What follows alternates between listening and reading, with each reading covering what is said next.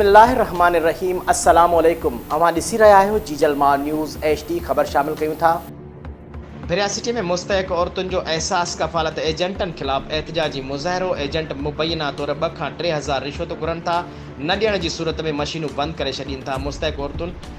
ख़बर मूजिब भरिया सिटीअ जे एहसास कफ़ालत सेंटर ते मुस्तहक औरतुनि पैसनि मां मुबैना कटौती तोड़े सहूलियतुनि जी खोट ख़िलाफ़ एहतजाज। उन सिलसिले में भरिया सिटीअ जे मुख़्तलिफ़ इलाइक़नि खां आयल मुस्तहक औरतुनि मुसम्मत गुलाम मुसम्मत मुमल मुसम्मत सुभाई ऐं ॿियनि मीडिया सां ॻाल्हाईंदे चयो त एहसास कफ़ालत सेंटर जे एजेंटनि तरफ़ां 2 खां 3 हज़ार कटौती करे रहिया आहिनि। न ॾियण जी सूरत में मशीनूं बंदि करे असांखे परेशान करे रहिया आहिनि, जॾहिं त कफ़ालत सेंटर ते सहूलियतुनि जी खोट पिणु आहे। पीअण जो पाणी तोड़े उस खां बचाव लाइ शामियाना पिणु नाहिनि लॻाया विया, जंहिं सबबु सुबुह खां शाम ताईं निटण उस में बीहण ते मजबूर आहियूं। हुननि आला अख़्तियारनि खां मुतालबो कंदे चयो त एहसास कफ़ालत सेंटर जे एजेंट माफ़िया ख़िलाफ़ कार्रवाई करे असांखे पैसा ॾियारिया वञनि।